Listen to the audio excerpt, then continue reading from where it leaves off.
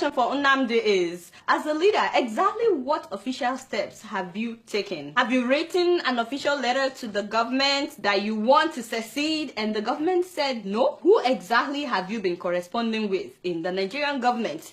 Who said no? Who said you cannot have your own country? Because I was hoping I would see something like that before we resort to violence. But as it is, the guy is asking for guns to kill people. And I'm like, why are we talking about guns? We need guns and we need bullets.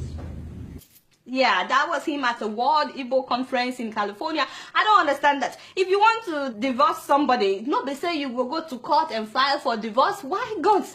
And why did he say that people in America are the ones to buy the guns? I heard him saying that the people in UK don't have anything. Is this true? So we need guns and we need bullets, and those of you in America will give it to us. If not those of you in America, who's going to do it? Is it those of us in Europe?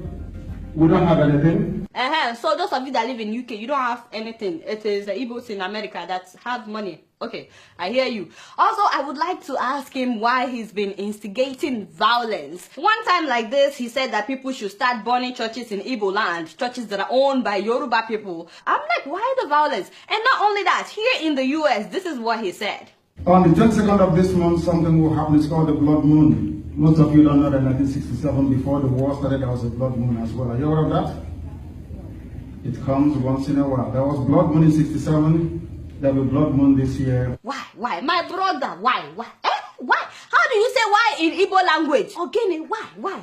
Because the Rwandan genocide that killed about 800,000 people. You know that radio was also used as propaganda to instigate the violence. Is he trying to start another genocide? Then I saw the video released by his ex-girlfriend, that is Choma Amarilis. This woman raised some pressing issues about the integrity of Nnamdi. But instead of addressing the issues that she raised, a lot of people are calling her a prostitute. Again, when I see something like that, it gets my attention. They said that she's upset that Nnamdi did not marry her. Now, it gets my attention because, you know, they call me a prostitute too. I said she must be saying something that is too much for them to deal with. Apparently, when some Nigerian men cannot take the truth coming from a woman, their easiest excuse is to call her a harlot.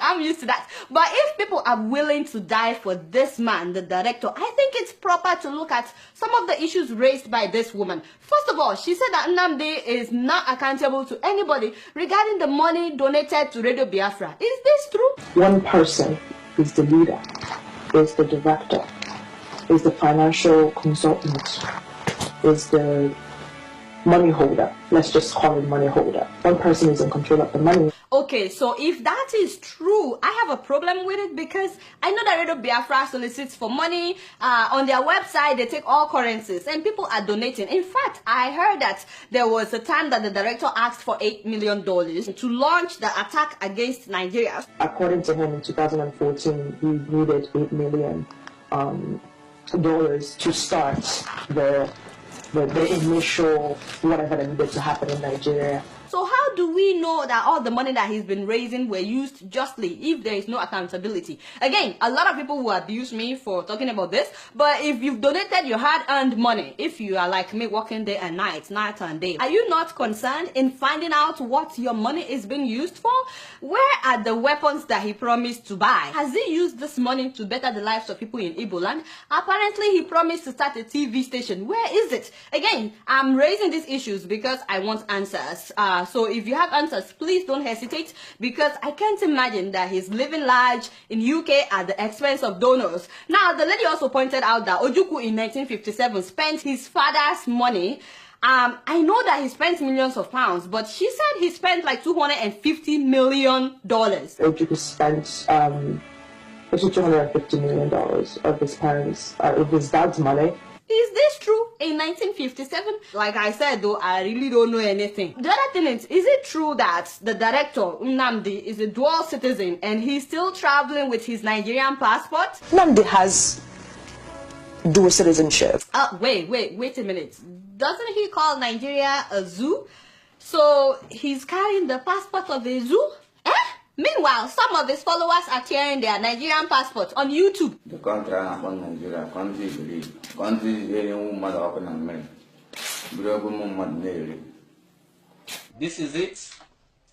I refuse to be associated with anything anything called Nigeria. So I personally believe that this guy tore an expired passport. I don't believe that he would tear his legitimate passport. But I didn't expect the director to have a Nigerian passport, which he calls the zoo. And I also don't expect him to live in the UK because he's always abusing UK for making Igbo land a part of Nigeria. You know, the colonial masters. Yet he's living there and he probably has a UK passport as well. He travels on a British passport. So to me, if I'm traveling on an American passport and I'm telling somebody in Nigeria to be ready or something, or to go out on the street to demonstrate, I have to at least tell them the whole truth. So I'm a little bit confused, you know, you're not really walking the talk. And then this lady said something that surprised me. For a long time, I've heard Nnamdi on Radio Biafra talk about how 88 countries are backing Biafra, as well as the United Nations. But this is what she said. What it means to be in 88 countries, it's not really 88 countries, but that's besides the point. But in 88 countries, there's at least a group of people, or maybe one person, who has registered IPOB. Has nothing to do with the nation supporting the movement. I see.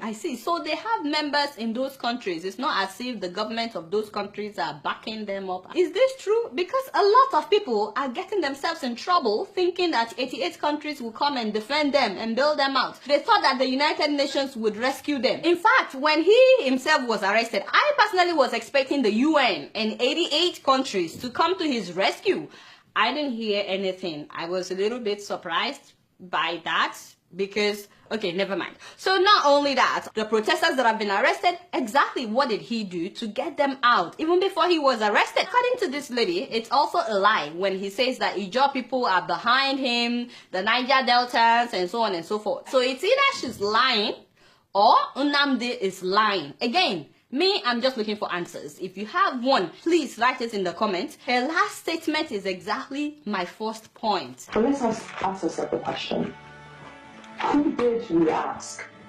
Who has IPOB or Radio Biafra contacted in the Nigerian government and said, we want to be free, and they said, you cannot be free? Yeah, exactly. Who have they contacted to be free? Who is telling them they cannot have their own country? Why are they now instigating violence? This is not a laughing matter because a lot of people will call Radio Biafra from Nigeria. They will tell the director they already have a gun hidden. They're just waiting for his signal. A lot of people are willing to give their lives. People are ready to die because of this. So we need to know what we are dying for. If any of these issues that this lady raised are not true and you have evidence, please let me know and we will talk about it. Let's talk about the issues raised instead of calling her a prostitute.